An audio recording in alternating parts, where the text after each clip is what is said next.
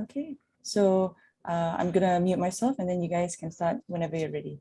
Okay. Good evening, Pierre. And How you doing? I'm good. I hope everything's good with you. And Yes, everything's great. I have to get this out of the way because I Yeah. probably will never speak to you for the next time. Advanced happy birthday, man. I know it's coming up. Oh, And thank you. and it's 2 days after the release of the new album. So advanced happy Yeah, birthday. thank you. I appreciate that. All right. Listening to the singles, this is really shaping up to be a great album. And listening to them, they stick to your head like a song on the radio, and I think it's absolutely amazing. What can you say about the new album? Did COVID have an effect on this one? Because listening to the songs, it's like it's their reflections during this time of COVID. Yeah, it certainly does sound that way and appears that way. But to be honest, we finished the album before the COVID pandemic. We were supposed to release it summer of Mhm. 2020. We finished the last session right as the world was shutting down.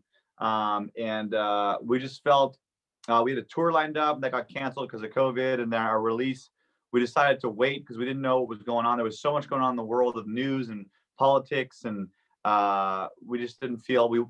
It takes us a long time to make a record. We wanted to make sure that we could actually promote it and be there. So, and also we all felt sort of a desire to go back home and to take care of our families. We all have kids. They're, pulled out of school and a lot of uncertainty in the world. I think we just felt like taking a pause and just seeing what was going to happen. And so the pandemic didn't affect the creation of this album whatsoever. It affected the release of it, but not the creation of it. Mhm. But yeah, I mean, I think that, for us, we wanted to make an album that we felt like Simple Plan fans would love and that we would love, and sort of like leaning into who we are, as opposed to fighting it, as opposed to trying to reinvent Simple Plan into something new. I think we wanted to, of course, have new songs that felt fresh, but stay true to what the Simple Plan sound has been. Do this, given what you said that this is recorded and produced before the pandemic, the global lockdown. Do the songs have greater meaning for you as a singer, as a songwriter today, given everything that has happened? Yeah, for sure. Yeah, there's a few songs that it seems like almost like a premonition, like something's going to happen, like Wake Me Up When This Nightmare Is Over is a song that we just released a few days ago. And it really, if you didn't know, you would swear it was written about the pandemic. Right. So definitely, I think that and like, I feel like The Antidote, which we released not long ago, took a new meaning through the pandemic, feeling like all the things that matter to you that help you get through the tough times, whatever those things may be, whether it's music, whether it's family, whether it's a loved one. You could definitely see a new meaning sort of emerging from this whole pandemic.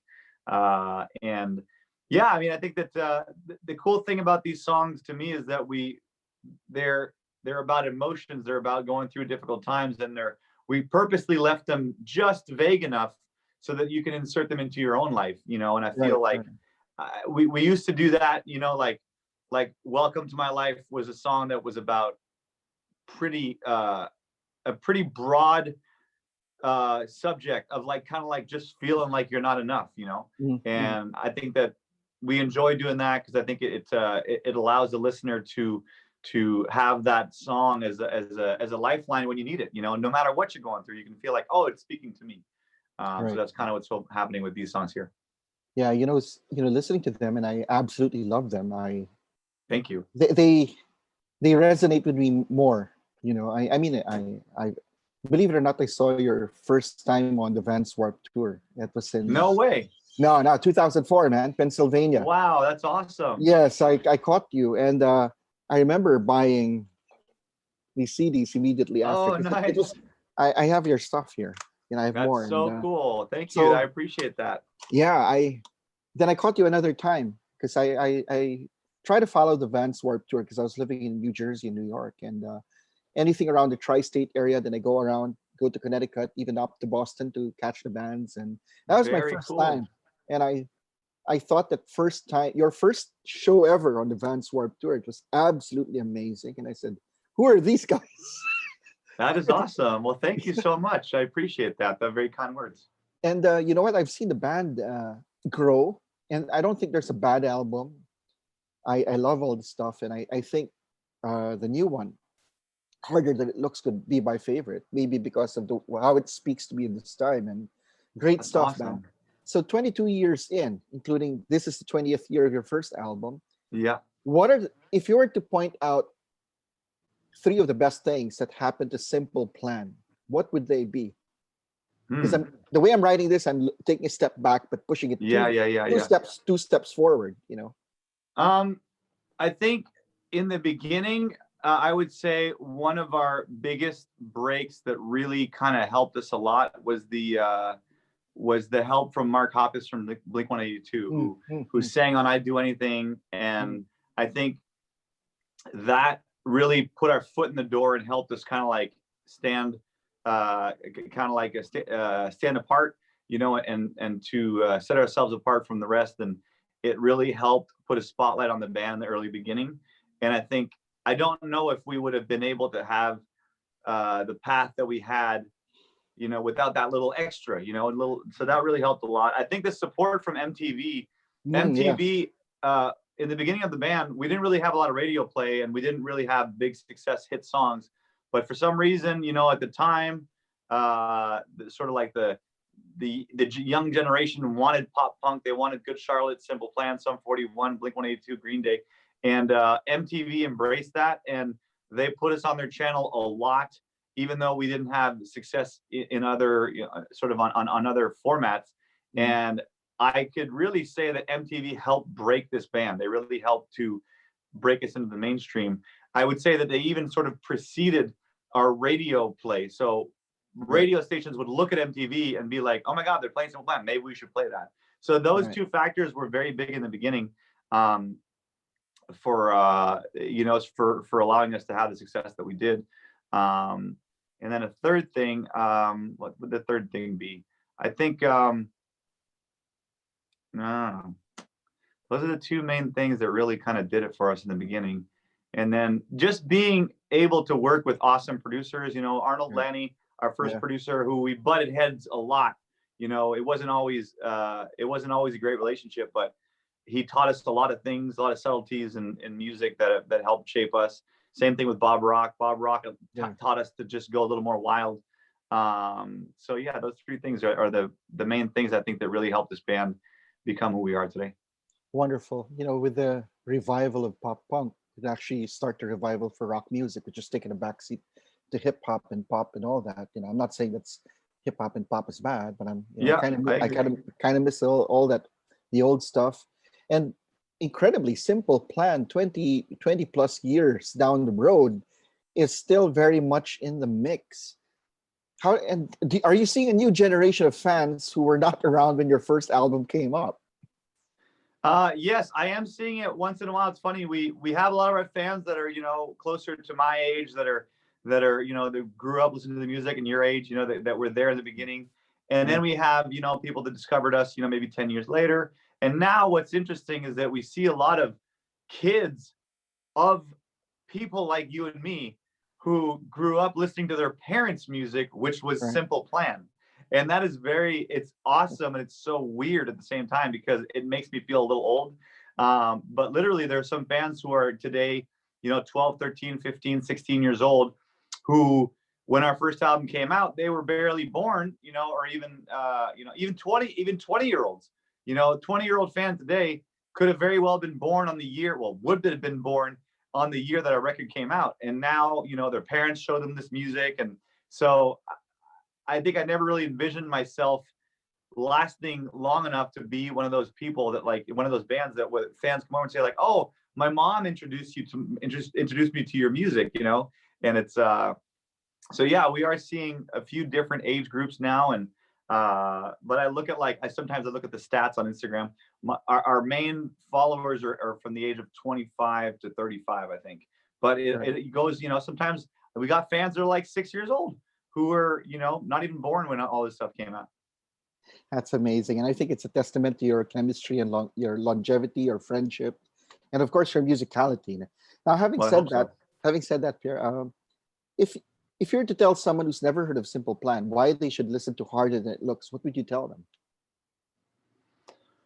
Why should you listen to it? It's a good question. I don't really know. I guess to me it would be like, if you like, because I'm a sucker for a good hook. I just love songs. I love old school songs that you remember. Sometimes I hear a song on the radio that doesn't really have that hook. It's a cool vibe. It's great, but I don't walk away remembering it. And I feel like the songs that will stand the test of times are the test of time are the ones that you remember like that. If I look at like, some Tom Petty stuff, whether it's like, 'cause I'm free falling, simple, it works, it's catchy, it's good. And if you like that kind of stuff, I think you should listen to Simple Plan, because I want you to step away and to sing, to sing every chorus. I want you to walk away and feel like, wake me up when this nightmare's over, or something like that. So that, if you like catchy songs with guitars and drums, and there's some great guitar solos, then this record's for you. All right, I just have 3 more questions. Yeah, take your time. 20th anniversary of your first album. Any plans for a reissue, a deluxe edition, or anything? Because I want to buy the vinyl of that one if it ever comes out. Because we did do a vinyl. You should be able to find that somewhere online. But I don't know. We did a 15th anniversary one. But yeah, I'd love to do. It's a very important record for us. It's the one that put us on the map. It's the one that produced songs like I'm Sorry I Can't Be Perfect, and I'm Just a Kid, and Addicted, and I'd Do Anything. So yeah, we're gonna do a 20th anniversary sort of like tour. I don't know how far that tour is gonna go. But yeah, we're excited to celebrate such a huge milestone as a band, and we want to put all our records on vinyl. So hopefully, I see you have a large collection behind you. Yeah, definitely. I bought a lot of them in New York City. Lived there for quite some time, and having said that, when will you come over to Manila? You've been here. I moved back a couple of years ago, and it would be cool to catch you guys here. I know you've been here like 3 times or something like that. Yeah, we've been there a few times, and they love you over here. They love you over here. I know. We have a plan to go back to wherever we can. You know what I mean? Like it's all a matter of the world is slowly opening up. We're going on our first tour in a couple of weeks. We did Mexico last week. It was great. Most of us, actually everybody in the band and the crew now, have all gotten COVID. So hopefully hopefully our immunity is nice and high. But after the US tour, we have some Canadian dates. Then we have some European stuff coming up in Canada. And yeah, next year, I assume we'll be heading back to Asia. We want to do Japan. We want to do Southeast Asia. We want to do Australia. We want to do all those places that we haven't been in a long time. So I really want to go back to the Philippines as soon as possible. Yeah, that would be great, because I caught you the first time out, and that was just a thrill seeing you guys there. I enjoyed myself. We love the crowds there. Such awesome people. Yeah, then even catching the Vans Warped Tour, that was just really awesome. Last question.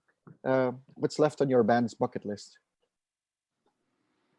It's tough to say. We've done so much, but I think that, what's interesting is that we've had a lot of success, but we've always have, to me, the amount of success where it still leaves you wanting a little more.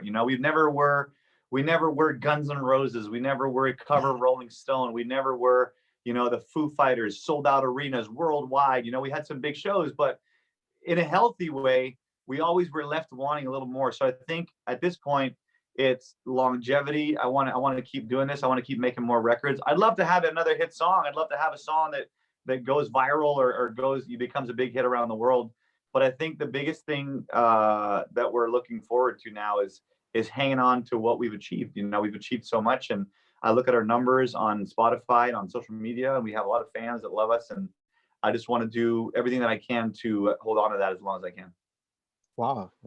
Well, I wish you all the best, man. And awesome. Like I said, you guys are a darn good band, and you just keep making good music. And I hope that this new album will, push you guys to those goals that you want to achieve.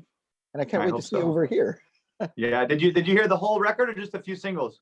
The 4 songs. I've heard 4 Oh, songs. okay, cool. And, Well, I'm excited for you to hear the rest, and hopefully we'll hear from you when you hear the rest of it. oh, definitely. And I hope when you do come over here back to the Philippines, I do hope to interview and ask the band to sign all my stuff, because I've never, when you came over here, I was still in the United States. So Yeah. No, we'd love to, for sure. Absolutely. Reach out to our team there, and we'll get it all sorted out for sure.